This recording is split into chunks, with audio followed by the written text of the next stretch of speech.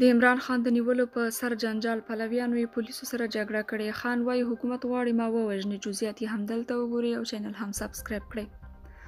د عمران خان د نیولو کشاله د پولیسو او خان د پلویانو ترمنځ شخړه شوې. راپورونه وایي د عمران خان د پلویانو او پولیسو ترمنځ په خوډب کې د عمران خان 35 پلویان او په لسګونه پولیس ټپیان شوي دي. د تحریک انصاف ګوند پلویانو په ټویټر کې ویډیوګانې خپرې کړي چې پکې پولیس د دې ګوند د غړو د نیولو او ډبولو په حال کې ښکاري.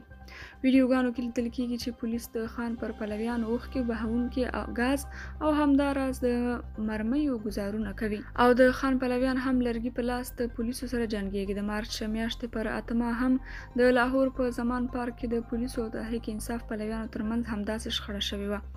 عمران خان ته امر شوی چې د جمعې په ورځ په اسلام آباد کې د قاضي په وړاندې حاضر شي او د هغو تورونو په باب ځواب ووایي چې په غیر قانوني ډول دولتي تحفو د خرڅلاو په اړه دي.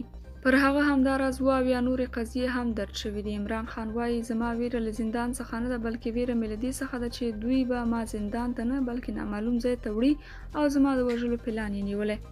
هغه همداراز تیره شپه په یو بیان کې وویل چې د اسلام آباد څخه راغلی پولیسو ته یې وویل چې نوموړی چمتو دی ترڅو عدالت ته ولاړ شي، خو د هغه په خبره چې د پولیسو افسر یې غوښتنه رد کړه. پاکستاني شنونکي وایي نواز شریف او پوځي مشرتابه پریکړه کړې ده چې لومړی عمران خان گرفتار کړي، وروسته یې زنداني کړي او بیا یې نااهله اعلان کړي ترڅو له ټاکنو پاتې شي. د دوی په وینا د پاکستان اوسنی وضعیت ته په کتو که چیرې ټاکنې وشي د عمران خان د ګټې چانس 100% دی، نو همدې ته په کتو پوځ غواړي چې لومړی عمران خان له مخې لرې کړي او وروسته بیا ټاکنې اعلان کړي. یاده دې وي چې وړمه ورځ عمران خان وویل چې باجوه ورته مخامخ ویلي وه که چیرې نوموړی له دندې هم لرې شي د پوځ بل مشر به هم هغه څه له عمران خان سره وکړي کوم څه چې باجوه کړي وه. درنو کتونکو تاسو مو هم خپل نظریات را سره په کمنټونو کې ولیکئ او د نورو معلوماتو لپاره چینل هم سبسکرایب کړئ.